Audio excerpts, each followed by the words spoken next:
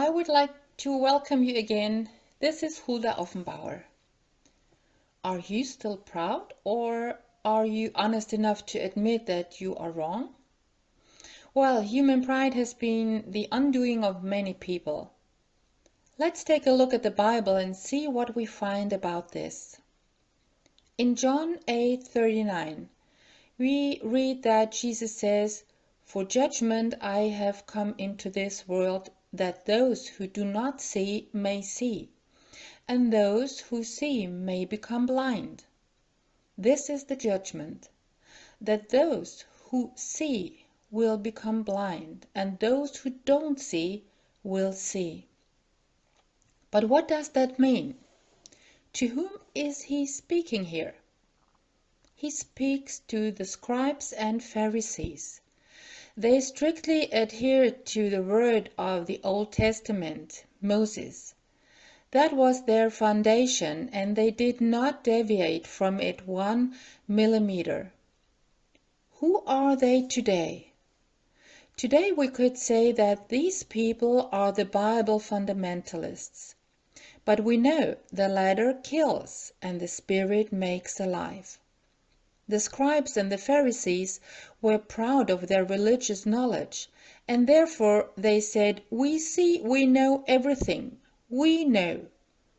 And then they asked Jesus, "Are we also blind?"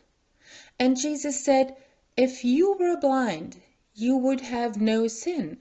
But you say you see, therefore your sin remains."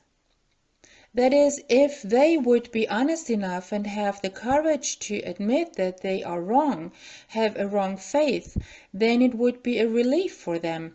But the pride hindered them, and therefore they remain on their sin. They were blind for God, for Jesus. They were blind for themselves. Pride is a character trait that you can overcome if you want to. So, what is pride? One is arrogant, complacent, dismissive. I have everything, I know everything, and don't need anyone. Just leave me alone. This is how a proud goat speaks.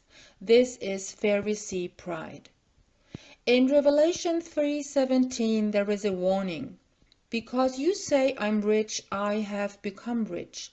I need nothing, and yet you do not know that you are the wretch, the pitiful, you are poor, blind, and bare." Hope for All translate it like this: you imagine yourself to be rich. I am rich and have everything I need, I lack nothing. You're fooling yourself. You don't realize how miserable you really are. You're poor, blind, and naked.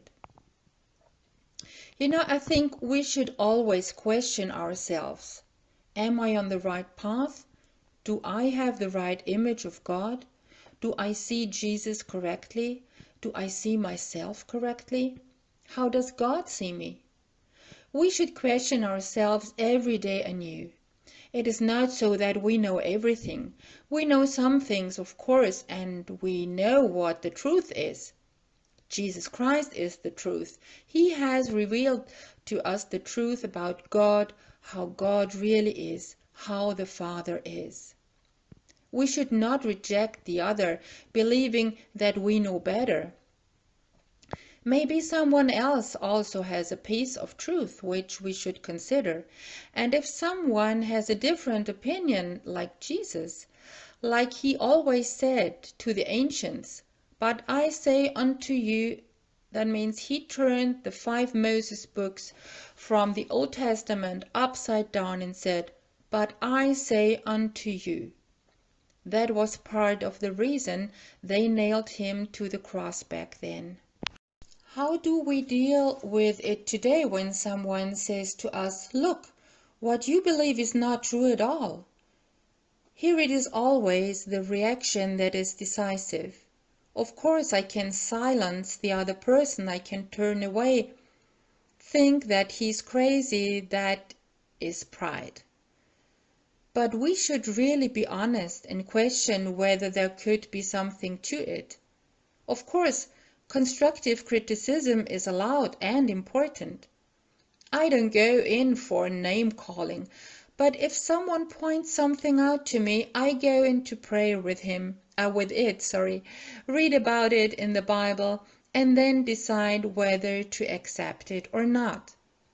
We should get off our high horse and become much more open and question ourselves daily and over again. Because the truth that Jesus shows us is so vast, and it also takes courage to admit when you are wrong. I, for example, also used to believe in the Old Testament and worship this Yahweh. I admit that. But when I realized it, I was not too proud to admit it. I was misled by the church I believed in at that time. That is why Jesus said, "Go out so that you will not be partakers of their sins."